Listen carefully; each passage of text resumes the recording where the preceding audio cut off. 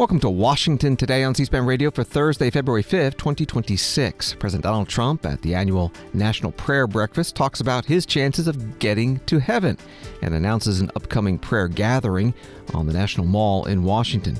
He also touches on other issues like immigration enforcement. Congressional Democrats spell out their demands for reforming the Department of Homeland Security's immigration operations in exchange for supporting an extension of funding in a week. We'll get Congressional Republican and White House reaction. Treasury Secretary Scott Bessent testifies before the Senate Banking Committee about affordability and Federal Reserve independence. The last major nuclear weapons control treaty between the U.S. and Russia, called New START, expires today. President Trump calling it a badly negotiated deal and calls for a new, improved, and modernized treaty that can last long into the future. House Speaker Emerita Nancy Pelosi, Democrat of California, warns of threats to the First Amendment in a speech at the Washington Press Club Foundation annual dinner. Vice President J.D. Vance lands in Italy to lead the U.S. delegation to the Winter Olympics. And from C-SPAN's American History TV, we remember former Congressman Lee Hamilton, Democrat from Indiana, who has died at the age of 94. USA Today writing that President Donald Trump has contemplated a lot lately about one of life's big questions, getting into heaven. The president previously suggested he's not so sure he will, but speaking before the 74th National Prayer Breakfast on February 5th, Trump told the crowd that he likes his chances. The New York Times did a front page story that Donald Trump is questioning his life and the meaning of his life. No, I was just having fun. I really think I probably should make it. I mean, I'm not a perfect candidate, but I did a hell of a lot of good for perfect people. That's for sure. Back to the USA Today article about the prayer breakfast. In a meandering 77-minute speech at the Washington Hilton Hotel, Trump boasted he's done more for religion than any other president, arguing his predecessors in the White House bailed out on religion. He said, "I don't know how a person of faith can vote for a Democrat. I really don't." Trump claimed he's brought religion and Christianity back to the center of American politics and culture, touting efforts to support prayer in school, policies targeting transgender people, and the creation of a White House faith office, among other actions. Again, that was from the article at USA Today.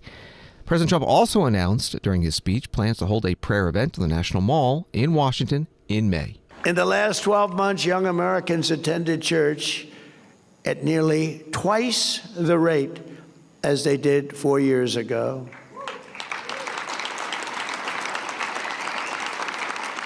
And many churches, you see the stats, I mean, people are talking about it. The radical left is not happy about it. Many Democrats are not happy about it.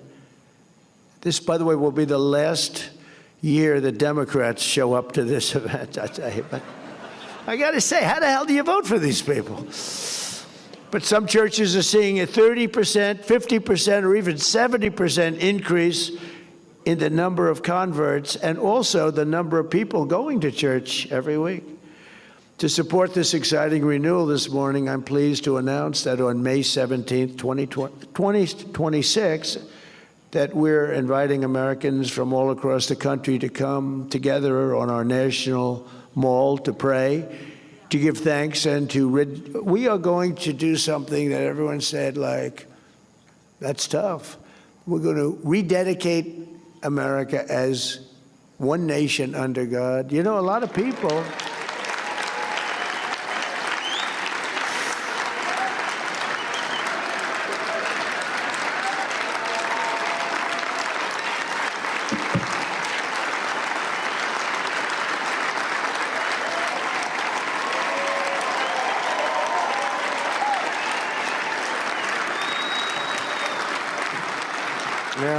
Thank you very much. It's good. That's what I mean by the Spirit. It's so incredible to see it. I see it so much. I've never seen anything like it in 1 year. I thought it would take 2 years, 3 years, 4 years to be where we are. Well, we've done it in, really 10 months. We're at 12, but now it's just getting to a level that we've never reached before as a country. But that includes religion. And maybe that's part of the reason that we're doing so well. There's such great spirit. It's all spirit, and it includes religion. I've always said, you just can't have a great country if you don't have religion. You have to believe in something. You have to believe that what we're doing, there's a reason for it.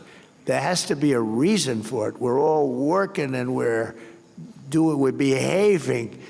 I mean, I behave because I'm afraid not to, okay? Because I don't want to get in trouble.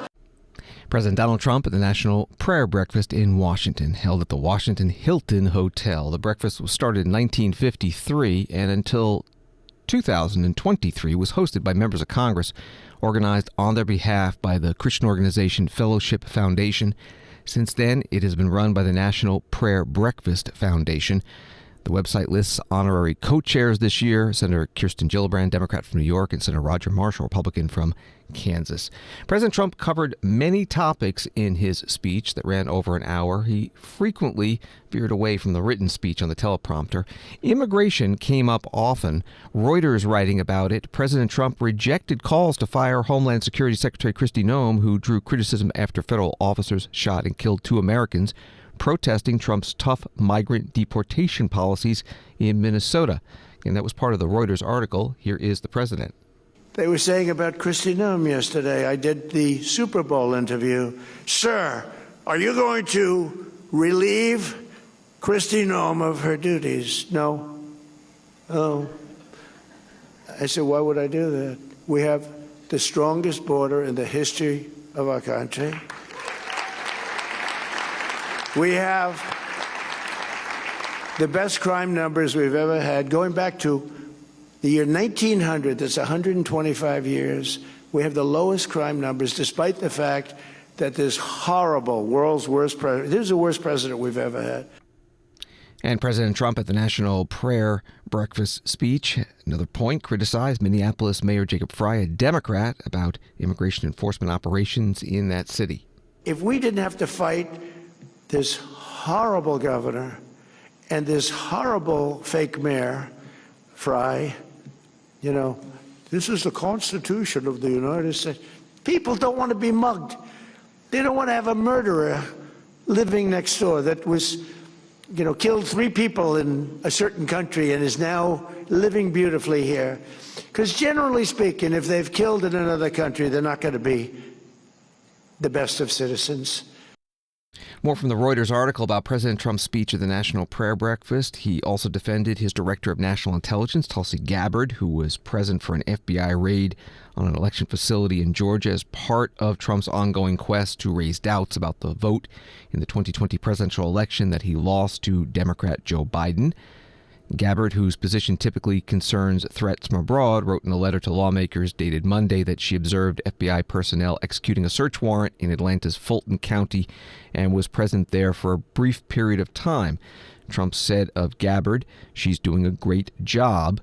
Reuters writes, and he hinted of a Russian role in election tampering. He also praised Attorney General Pam Bondi, who he said had sent Gabbard to Atlanta. Pam wanted her to do it, he said. That was from the Reuters article. After the president's speech, there were prayers for the president, and one was offered by Congressman Jonathan Jackson, a Democrat from Illinois. Today we pray for the future of this nation and that you would lead this president into greater levels of compassion for your name's sake. We pray that you would protect him from the iniquities of evil and that you would give him greater clarity, greater courage, and greater capacity to do what is right in the forever challenges. Today we remind him that the lives of millions of people are in his hands and that he has the power to turn mourning into dancing or to reduce the country into a cosmic elegy of chaos and suffering. And it is because of this that we pray that the best of this president would rise among us for the sake of this nation, for the sake of this world. We pray that goodness and mercy would announce themselves in his life in new and powerful ways. We pray that he would be mindful of the poor and that he would be invested in the elevation, the alleviation of suffering happening on farms in the Midwest, in the families preparing to bury their loved ones in Minneapolis. Remind him that we are all Americans, all made in the image of God, and that none of us are free unless all of us have our freedoms protected. Many people are not lazy. Many people are simply tired. Many people simply are not okay. Matthew 25 teaches us that faith, that our gifts are given from God and that we should show them with compassion towards others. But most of all, we pray that you would work out your will in his life. Congressman Jonathan Jackson, Democrat from Illinois, with President Trump standing behind him, head down, eyes closed, at the 74th Annual National Prayer Breakfast in Washington, D.C. C-SPAN covered the entire breakfast, runs about 2 hours. You can find the full video at cspan.org. CBS News writing that Senate Republicans criticized Democrats' lists of demands to rein in immigration and customs enforcement on Thursday, further reducing the odds of reaching a deal to keep the Department of Homeland Security funded beyond next week's deadline. The Senate Majority Leader John Thune said on the Senate floor, "As of right now, we aren't anywhere close to having any sort of an agreement that would enable us to fund the Department of Homeland Security." That was from CBS News. We'll hear from Senator Thune in just a moment, but first, the Senate Minority Leader Chuck Schumer, Democrat from New York, speaking on the Senate floor today about the list of guardrails, as he puts it, on Homeland Security Department that he and the House Minority Leader Hakeem Jeffries, Democrat from New York, released Wednesday night. Leader Jeffries and I are ready to negotiate. Yesterday, we formally shared our specific demands with Republican leadership about what must happen to rein in ICE and stop the violence. And Democrats in the House and Senate are on the same exact page about what needs to be done to rein in ICE, end the violence. What must we do? We must see the end of roving patrols. People can't just be picked up on the street and thrown into some dark place with no explanation as to why, with no warrant.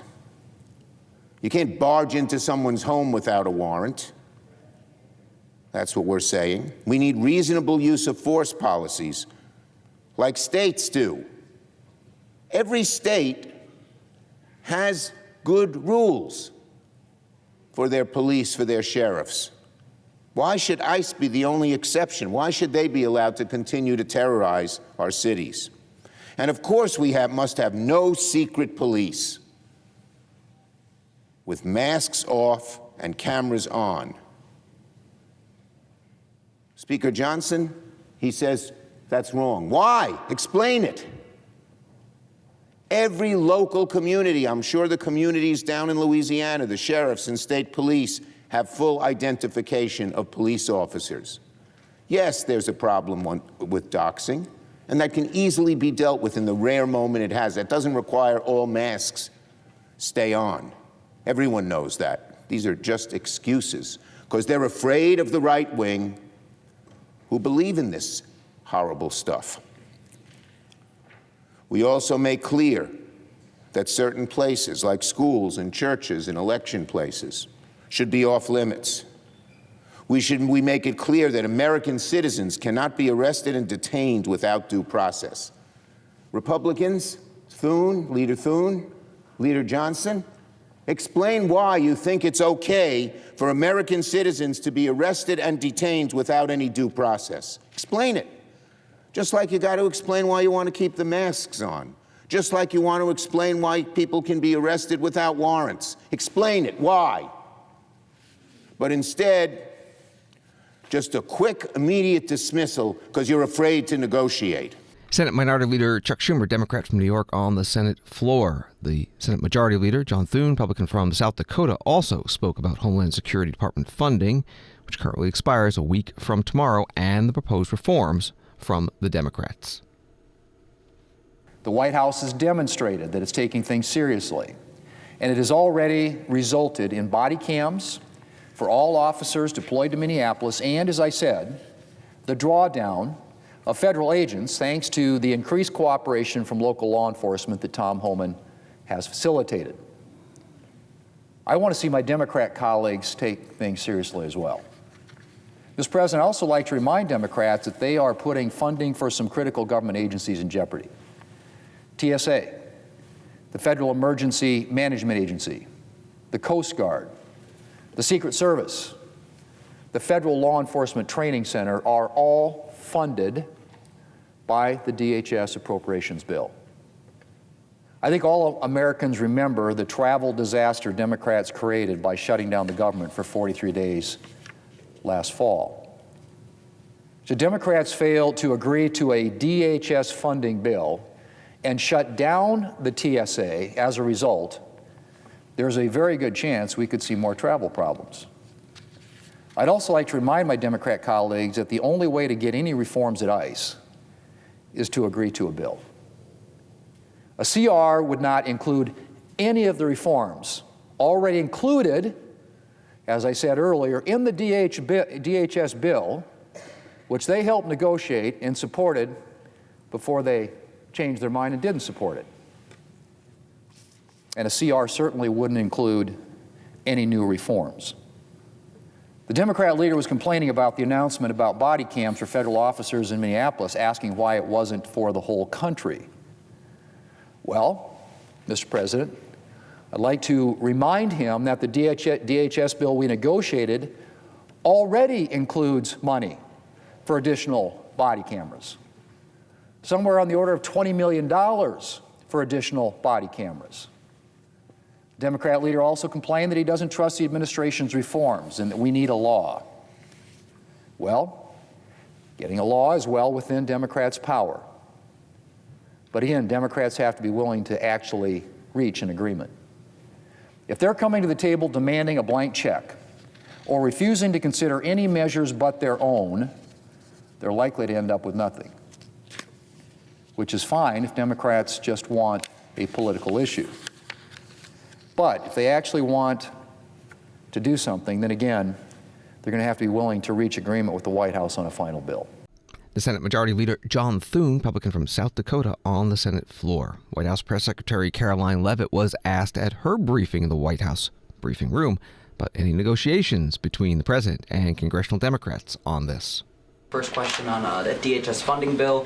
Funding runs out in the better part of 8 days or so. Democrats, at least verbally, are very dug in. What does the White House believe their end goal is when it comes to this funding fight, when it comes to immigration policy at large? What is their end goal when they're dug in a position like this at this point in time? Well, the president has two end goals. One is to obviously keep the government funded and open, and that includes the Department of Homeland Security, which does not just touch upon ICE and Border Patrol, but also FEMA, the United States Coast Guard, the United States Secret Service. These are brave public servants who work to protect our homeland. The president wants these individuals to get paid. Secondly, when it comes to any discussions about immigration policy, the president is never going to waver in his commitment to allow immigration enforcement efforts in this country and to support ICE and Border Patrol and the deportation of illegal alien criminals. I know Senator Schumer and Leader Jeffries sent over a very long list of demands, some of which the administration is willing to discuss. Others don't seem like they are grounded in any common sense, and they are non-starters for this administration. But we're not going to negotiate policy from the podium. I'm going to allow the president to do that, and any final decisions that are made will be made ultimately by him. But rest assured, he is never going to allow law enforcement in the jobs that they do, the important jobs that they do, to be undermined. White House Press Secretary Caroline Leavitt at her news conference in the White House briefing room. Politico has an article. The top federal prosecutor in Minnesota says his short-staffed office has been abandoning pressing and important priorities to manage the flood of immigration cases stemming from Operation Metro Surge, the Trump administration's mass deportation push in the Twin Cities. U.S. Attorney Daniel Rosen, in a little notice filing last week with the Eighth Circuit Court of Appeals, said his office is buckling under the crushing weight of hundreds of emergency lawsuits filed by immigrants arrested and detained by Immigration and Customs Enforcement in recent weeks. He said 427 had been filed in January alone, and that the pace is expected to continue into February. That was from Politico. This is Washington Today. White House Press Secretary Caroline Leavitt wrote on X that President Trump will unveil tonight at 7 p.m. Eastern Trump RX. She calls it, quote, a state-of-the-art website for American consumers to purchase low-cost prescription drugs. She mentioned it in the White House briefing. Tonight at 7 p.m. during prime time, President Trump, Dr. Oz, and National Design Studio Director Joe Gebbia will officially unveil Trump RX, a state-of-the-art website for American consumers to purchase low-cost prescription drugs. This historic announcement will save millions of Americans their hard-earned money, so make sure to tune in tonight, and we will see all of you in the news media there. The White House Press Secretary Caroline Leavitt at her news conference. New York Times writing about this launch of the Trump RX website It's not clear how health insurance will work through Trump RX. Some manufacturers' direct buy programs allow people to pay using their health insurance. It's also unclear how many consumers will save money by using it. Nearly all of the drugs expected to be on the site are already widely covered through insurance, and some are available as inexpensive generics from competing manufacturers. A person who has low out-of-pocket costs for their drug through their insurance could waste hundreds of dollars a year paying with their own money through Trump RX, part of the article at the New York Times. Treasury Secretary Scott Bessent was back on Capitol Hill today before the Senate Banking Committee after yesterday's appearance before the House Financial Services Committee. Senator Elizabeth Warren, Democrat from Massachusetts, the committee's ranking member, asked the secretary about the economy and the price of goods and services. Affordability is the top concern for Americans across the country. Donald Trump has called affordability, I want to get this right, a hoax. He's called it a scam. He's called it a con job. You're the Secretary of Treasury. You know the numbers. Is affordability a hoax, a scam, or a con job? Senator, it may be a bit nuanced for you, but what President Trump is referring to is the media saying that the affordability crisis was generated by this administration when it was you and President Biden who destroyed the buying power of the American people. So there is an affordability crisis, and you were front and center in it. So let me make sure that I understand. Donald Trump is not saying that affordability, what's happening to families right now, is a hoax? He is saying that trying to lay the blame at this administration rather than the Biden-Warren economy is a hoax. Okay, so it all happened before he got it. And everything that's happened since then, nothing is a hoax here. 21.5% cumulative inflation. Let me just ask about what's happened in the 1 year that Donald Trump has been president. Last week, President Trump said, quote, "We have the groceries going down." Did grocery prices drop in 2025? Numerous prices have. Did grocery prices drop in 2025? Numerous grocery prices have gone down. I'm sorry, I don't know if you can't hear me. Did grocery prices drop in 2025? Numerous grocery prices have gone down. Some of them. And in fact, we have seen inflation at 2.1% for the past 3 months. Have you seen the Bureau of Labor Statistics, that is Donald Trump's own Bureau of Labor Statistics numbers, that report that grocery prices were 2.4% higher at the end of 2025 than they were at the end of 2024. Trump's own Department of Agriculture has projected that those prices would climb higher in 2026. And under Donald Trump, families are paying more and more for groceries. So if you're just going to insult people by denying the facts that are out there and tell people they're doing great when they're struggling, I think that's just another way to say you don't have a plan to bring down these prices. You're not willing to admit the failures of the Trump administration. Senator. I will ask you a question in just a sec here. Senator Elizabeth Warren, Democrat from Massachusetts, questioning Treasury Secretary Scott Bessent at today's Banking Committee hearing. CNBC writing about the hearing that Secretary Bessent on Thursday refused to rule out the possibility of a criminal investigation of Kevin Warsh, President Donald Trump's nominee for Federal Reserve Chair, if Warsh ends up refusing to cut interest rates. Senator Elizabeth Warren, the top Democrat on the Banking, Housing, and Urban Affairs Committee, questioned Bessent about a joke Trump made over the weekend about suing Warsh if he does not reduce rates to the president's liking, according to the Wall Street Journal. Trump in recent months has targeted Federal Reserve Chair Jerome Powell over his refusal to lower interest rates to the president's liking. Powell on January 11th revealed he was the subject of an unprecedented investigation by the Department of Justice relating to cost overruns on the renovation of the Federal Reserve headquarters. That reporting from CNBC. Here's the exchange at today's hearing between Senator Warren and Secretary Bessent. You ran the search for Donald Trump's Fed chair nominee. And Trump promised, quote, "Anyone that disagrees with me will never be Fed chairman." Kevin Warsh got the nod last Friday. And then over the weekend, Donald Trump joked that he would sue Mr. Warsh if he failed to lower interest rates. At least I think it was a joke. But just in case, this should be an easy one, Mr. Secretary. Can you commit right here and now that Trump's Fed nominee, Kevin Warsh, will not be sued, will not be investigated by the Department of Justice if he doesn't cut interest rates exactly the way that Donald Trump wants? That is up to the president. Can you commit that you will? I'm sorry. Can you commit that you will not hold up? He won't be sued if he doesn't drop interest rates. And he won't be criminally investigated. The president also made a big joke about you that I won't repeat, Senator Warren. That was the easy actually, I will. one. He said he had reservations. If this was a joke, why not just say so? It was a joke, and he made a joke about you too, Senator Warren. Yes, got a lot of laughs. Got a lot of laughs. Yeah. So I don't know if you want to respond to that. I do want to respond. What I can tell you think the American people Mr. are Warsh laughing. is highly qualified. They're the ones who are struggling with affordability. Why don't you tell the nation what you told me, that you held up Chair Powell's renomination? We're going to move on to the next one.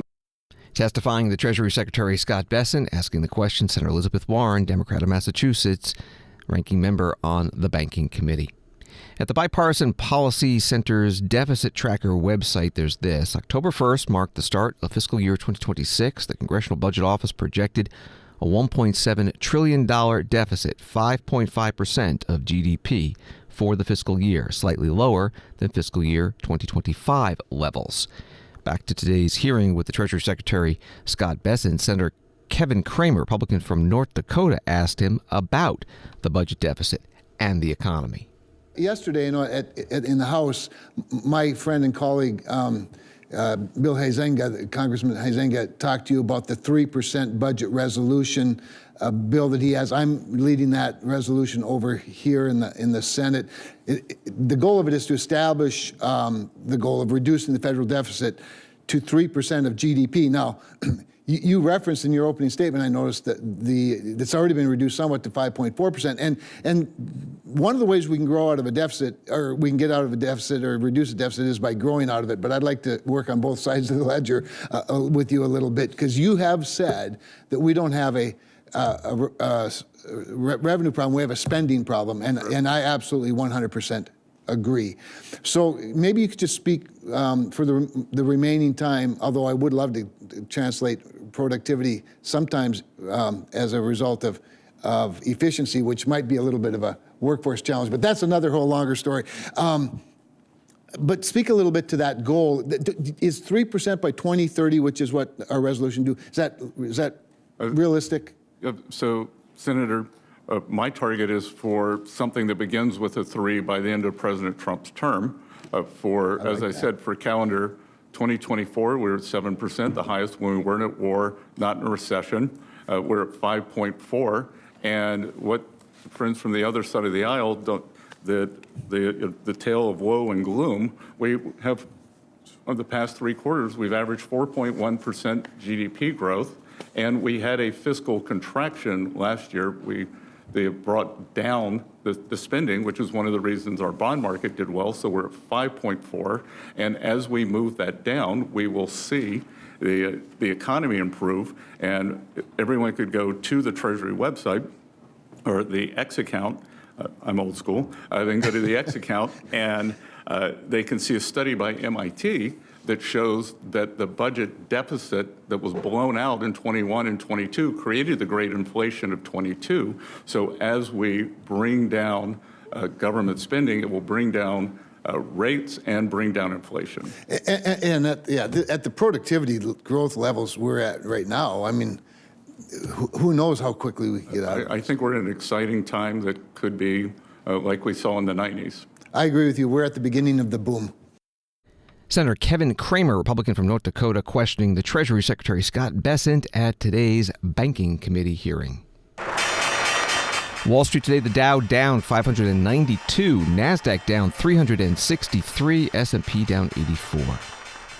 Article at the Wall Street Journal, Federal Reserve Governor Lisa Cook sees a greater threat to the economy from elevated inflation than from a weakening labor market, a stance that suggests she could be skeptical of supporting a return to rate cuts. Speaking in Miami on Wednesday to a club of economists, Cook said the economy has remained resilient and argued that while the labor market has slowed, conditions are still solid for most workers.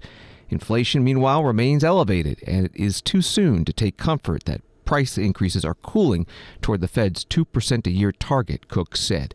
Reporting from the Wall Street Journal, here is Lisa Cook. When considering the proper stance of monetary policy, I see risks to both parts of our dual mandate.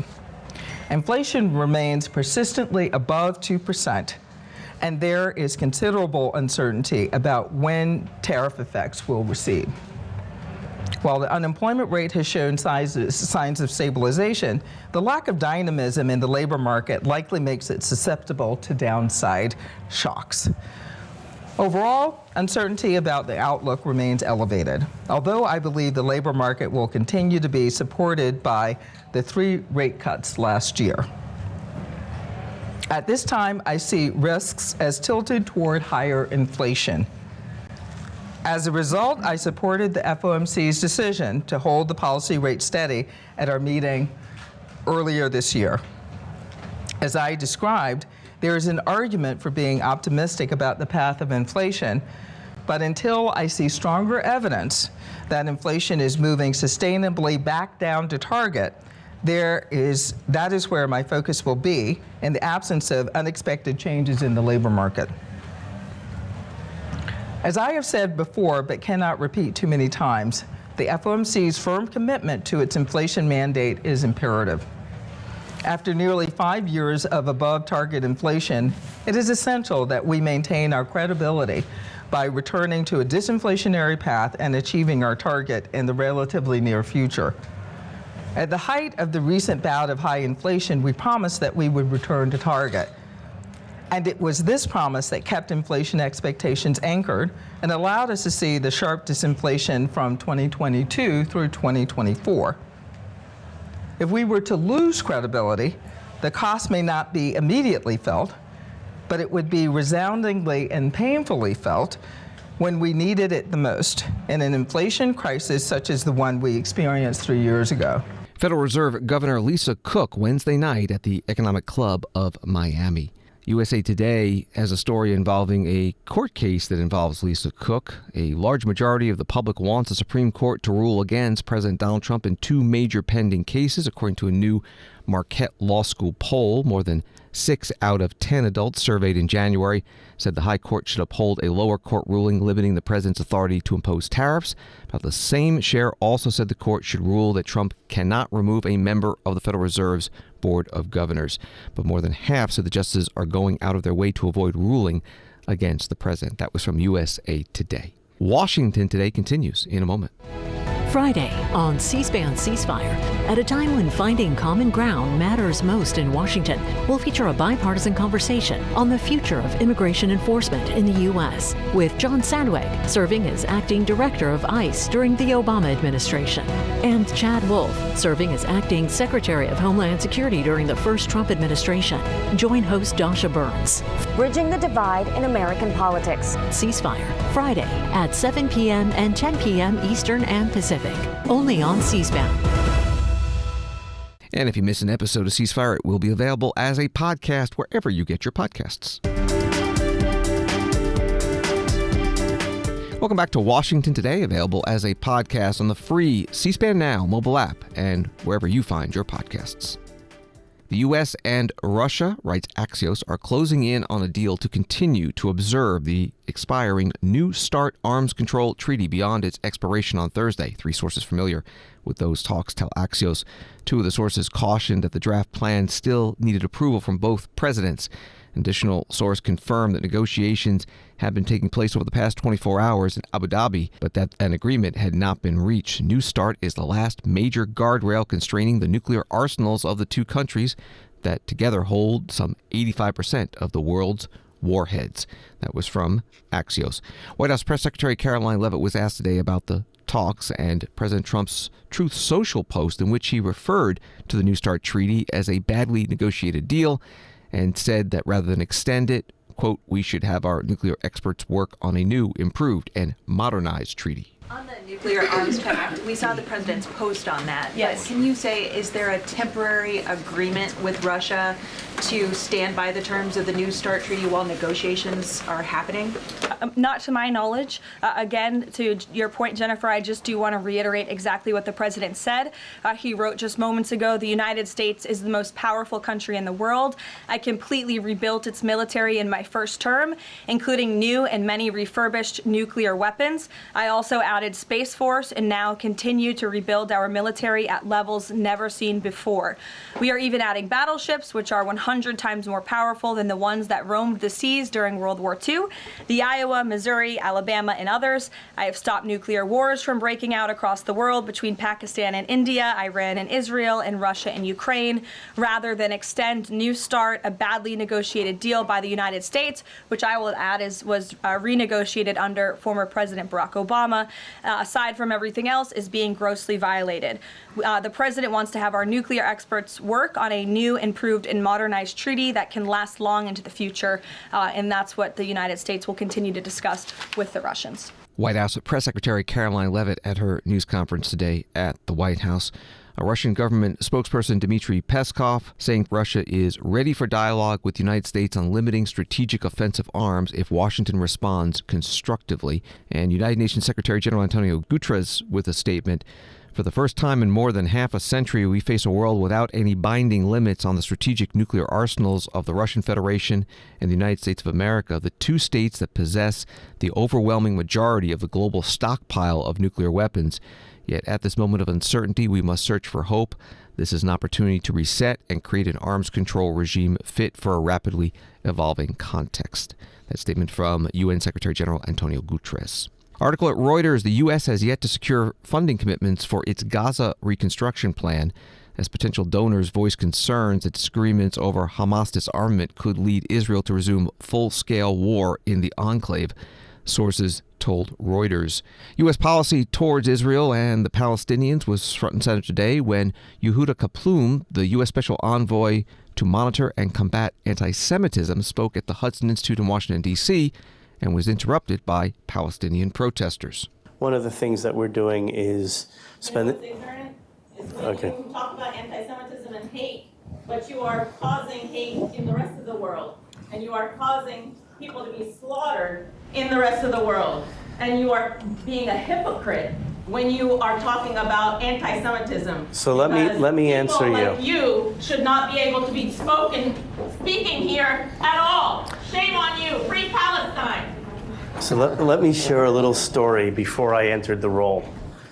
And I brought... We paid her, by the way. Appreciate that. We wanted a little controversy. In case someone was going to rest or think that they could take a nap. I'm just sorry we didn't have the lady from Code Pink. I forgot her name. She usually followed me around for my confirmation hearings. She asked me my Indian name, and I said it was Free the Hostages. So, but I'll share with you a story. And, you know, in the business that I had, my business was creating drinking water from air.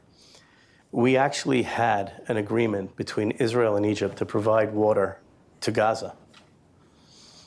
The people who said no was UNRWA and Hamas, because the water machines were going to be placed on the Egyptian side of the border, put through in a clear pipe so there could be no, misunderstandings about what was going through that pipe.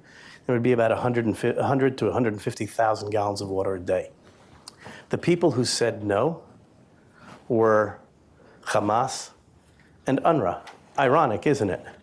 So when someone's talking about Gaza, hunger, and what we do and what we don't do, I think there's a tremendous misconception, and that again boils back to what you said before. Perception is reality. So these views of people pushing narratives that are totally not true, but are out there, allow people like that to have their ignorance come for, full center. Oh, we got another one. You are responsible for so much hate. Let's see. Do we have any more?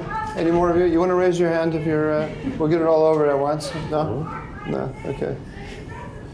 So, it's par for the course, and it comes with the territory. I apologize. I'm sorry we didn't read them. No. You know what?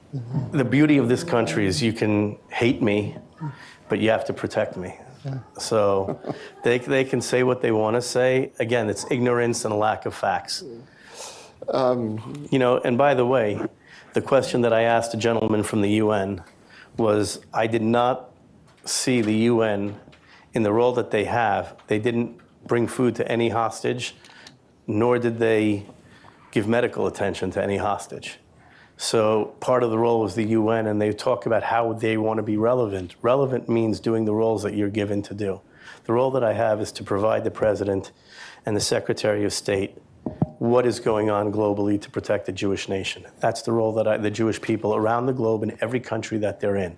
Yehuda Kaplan, U.S. Special Envoy to monitor and combat anti-Semitism, today at the Hudson Institute in Washington, D.C. There's an article at the Times of Israel. Only 1/3 of American Jews say they identify as Zionist, even as nearly 9 in 10 say they support Israel's right to exist as a Jewish and democratic state, according to a new survey conducted by Jewish Federations of North America.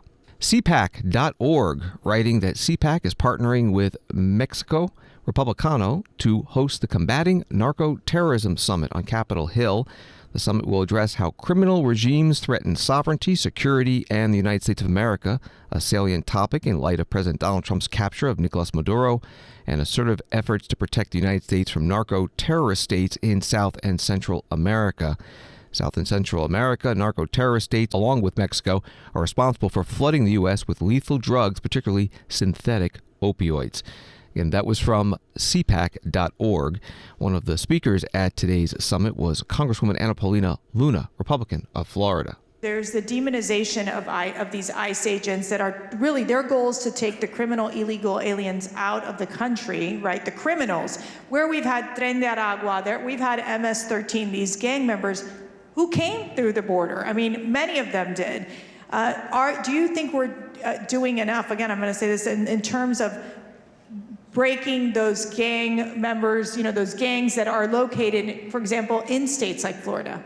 I think we're doing enough for now. I would like to see, though, likely the Treasury Department, if people are tied to these terrorist organizations, to immediately cut funding, because we know that money tends to be really their main avenue of how they get around it. I think that it's interesting because now they're looking towards crypto, I think, to do a lot of their transactions. But when you also talk about what these organizations were doing, I mean, these cartels, these narco traffickers are working with China. They're working with Iran. A lot of people don't know that. They don't talk about that, and it's kind of spooky for them. But you see how well these organizations are operating and how well they're infiltrating. And what I will say is that right now, when you talk about the topic of ICE specifically, or deportations, or you talk about what was happening with the narco boat strikes, a lot of bot accounts were activated to convince young people, especially, that this was somehow anti-American. And then what we saw was there was this foreign funding aspect of very, very wealthy Marxist, communist billionaires that were working on behalf of the Chinese government to intentionally target a lot of these American protesters to say, look, this is anti-American. Meanwhile, it's the Chinese government that's benefiting from it. I mean, it's no different. We saw, famously earlier this past year, the anti-ICE riots, and there was these brand new unfolded Mexican flags. Like, look, I'm half Mexican, and I don't even have a brand new crispy Mexican flag hanging out at my home. But they're passing these out. It's no different than what they were doing with passing out a lot of these flags during the George Floyd riots. They're simply using these people. It benefits another country. Narco-terrorism is a real thing. It's very scary. And if we don't have a strong security perspective in the United States and we don't handle it accordingly, people will die. Congresswoman Anna Luna, Republican of Florida, at today's CPAC Combating Narco-Terrorism Summit held on Capitol Hill. The Washington Press Club Foundation held its 80th annual congressional dinner Wednesday night. Its website has this description.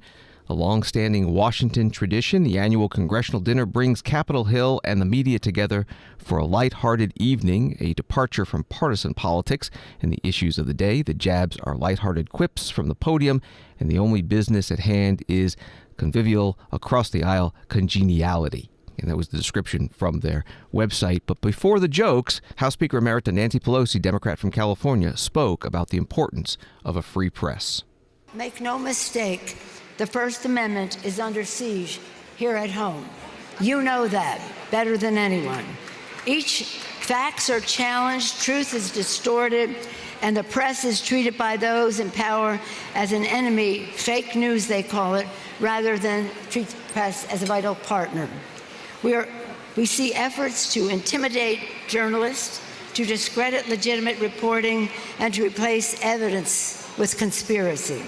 That is not accidental, it is a strategy. Those who fear transparency and accountability fear the press. Just in the last month, we have seen, it was referenced earlier, we have seen fear made real. From the arrest of Don Lemon for his reporting to the raid on the home of a Washington Post journalist. These incidents are an affront to the press freedom and it's meant to scare, to chill, and to silence. But amid that political intimidation, we must also reckon with an ongoing and accompanying threat. Today, we saw painful layoffs at the Washington Post, part of a broader reprehensible pattern in which corporate decisions are hollowing out newsrooms across the country. When corporate interests got local, national, and international journalism, communities lose watchdogs, truth loses megaphones, and democracy loses guardians. A free press cannot fulfill its mission if it is starved of its resources it needs to survive. And when the newsrooms are weakened, our republic is weakened with it. Because democracy dies in darkness.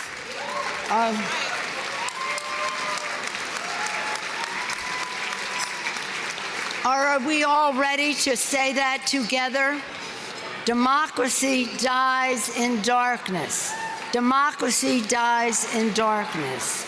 At the same time, new rules governing the Pentagon Press Corps have raised serious concerns about access, independence, and the ability of journalists to do their jobs without fear of retaliation. This is not the first time our nation has been confronted with the issue of whether national security will be used as a reason or an excuse to limit press freedom. House Speaker Emerita Nancy Pelosi, Democrat from California, Wednesday night at the Washington Press Club Foundation annual congressional dinner. Later in the program, Congresswoman Kat Cammack, Republican from Florida, was invited to speak as the entertainment. She brought the jokes. But speaking of the Grammys and media, I have to say I am sorry about your colleague, Don Lemon, the journalist, not the dish soap. My dish soap doesn't lie when it goes down the drain. Again, the AP is like, But I will admit, coming up here doing comedy, it's a little nerve-wracking, and I am nervous. But not nearly as nervous as my Spanx was when I pulled it out of the drawer tonight. Thankfully, weather like this, we can consider long underwear sexy, so it's great. But I am trying to channel my inner calmness, right? Kind of like Marco Rubio when he finds out that his next job is gonna be a backup dancer in Nicki Minaj's music video. It's like Anaconda Part 2, and he's like, what?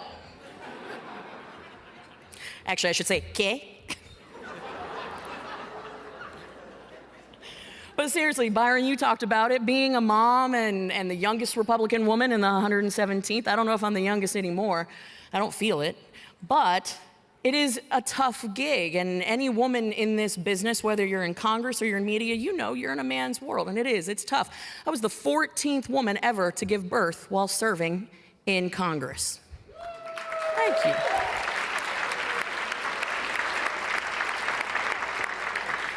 And it changes you. I mean, no doubt, it absolutely changes you. Not nearly as much as it changed Mike Johnson when he walked in on me breastfeeding baby Augie in the ceremonial signing room. He was like,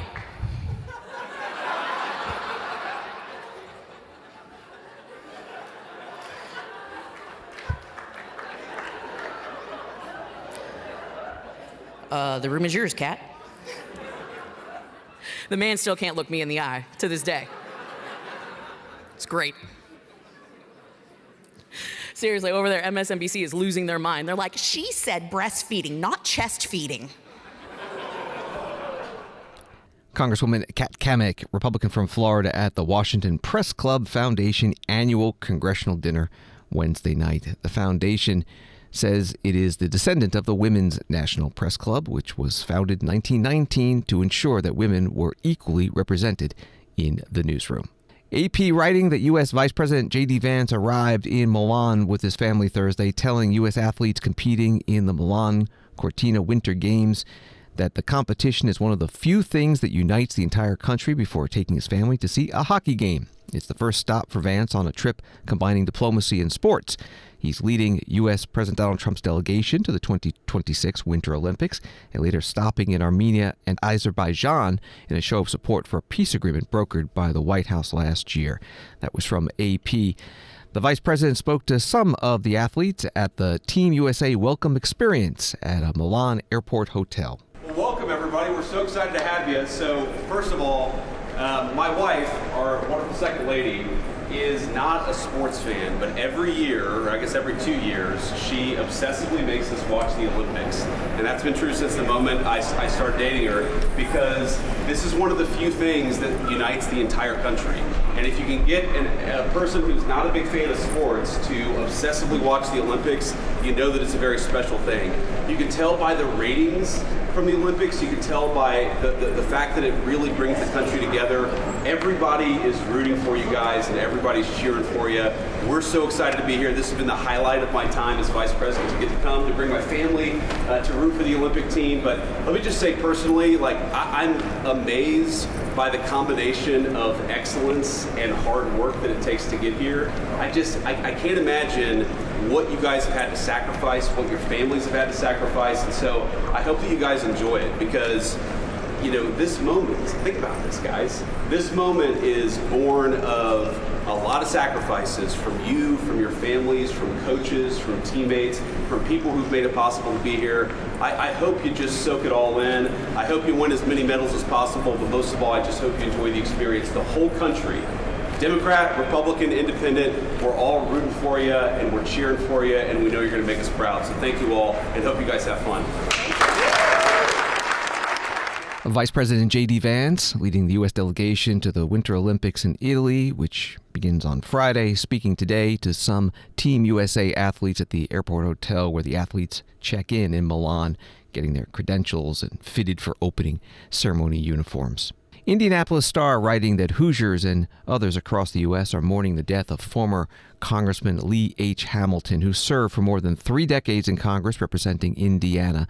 Hamilton, 94, was a recipient of the Presidential Medal of Freedom and a longtime scholar on representative democracy at Indiana University after his retirement from Congress, where he served during the presidential terms of Lyndon B. Johnson through Bill Clinton. He died February 3rd at his home in Bloomington, his daughter told the New York Times. That was from the Indianapolis Star. Lee Hamilton was on C-SPAN's American History TV in 2011, receiving the Theodore Roosevelt Woodrow Wilson Award for Public Service from the Council of the American Historical Association. Do you think of a historical perspective? You said you were a history major. That a historical perspective helps a legislator think more broadly, speak across the aisle more effectively, or did I just pull examples out? No, I don't think there's any doubt about it. I'm not sure I can document that with the metrics, but I certainly have an instinctive feeling that a person that has a sense of the Congress, the issues it has dealt with over a period of time, the importance of the historical aspect of any issue, I think these people tend to be institutionalists. That is, people who want to make the Congress succeed. Whether you're in the majority or the minority, their interest is in making the country work. And in order for the country to work, the institutions of that country have to perform well. So what happens, I believe, in the Congress is that people that have a historical bent and seniority tend, I think, to become institutionalists. You know, members of Congress today get elected to Congress usually by running against the Congress. Right. I used to do it myself. And then I came to the awareness that I had a responsibility as a member of Congress, whether in the majority or the minority, to make it work. And I became then, as many others have, fortunately, a person who supported the institution. I used to ask myself the question, who speaks up and defends the Congress? Well, the fact of the matter is very few people do, even members of Congress. But we have to have more people doing that. And it's the sense of history that helps people. If you don't have a robust Congress, you do not have representative government. And it's the respect for the past, one might argue, or respect for what people have accomplished in the past that helps you. Absolutely. It gives you a pride. It gives you a sense of self-correction. You understand the country's successes, its failures, and how to correct those failures better. And I think a sense of history can just be invaluable to the public policy person. Lee Hamilton, former member of Congress, Democrat from Indiana, 1964 through 99, interviewed in 2011 by the Council of the American Historical Association. He has passed away. New York Times writing that Lee Hamilton, a former Democratic congressman from rural Indiana, who became a major voice in foreign policy during the Iran-Contra affair in the 1980s and in national security investigations after the terrorist attacks of 2001, died on Tuesday in his home in Bloomington, Indiana. He was 94. And Mike Pence, former congressman from Indiana and former vice president of the United States, a Republican, writing on X, I first met Lee Hamilton when I was just a high school student, and he was my hometown congressman at the time. With his love of our country and tireless commitment to our security and democracy, Lee was a leading figure who helped propel me into my own life of public service. While our politics diverged, my respect for him was boundless. President Trump, writing on Truth Social Wednesday night, I spoke with Savannah Guthrie and let her know that I am directing all federal law enforcement to be at the family's and local law enforcement's complete disposal immediately. We are deploying all resources to get her mother home safely. The prayers of our nation are with her and her family. God bless and protect Nancy. Signed, President Donald J. Trump. More on this at today's White House briefing with the Press Secretary Caroline Leavitt. Peter. Thanks, Caroline. President Trump posted about Nancy Guthrie that he is directing all federal law enforcement to be at the families and local law enforcement's complete disposal immediately. What should we expect to see from the federal government in coming days in the search to find Nancy Guthrie? It's a very good question, Peter, and it's why I was on the phone with the FBI earlier this morning to ask that.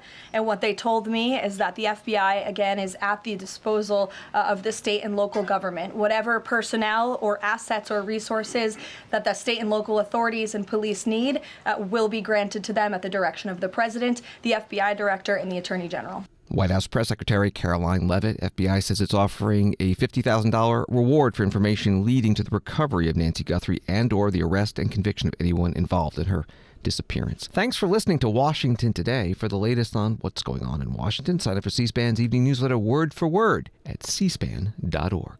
Have a good night.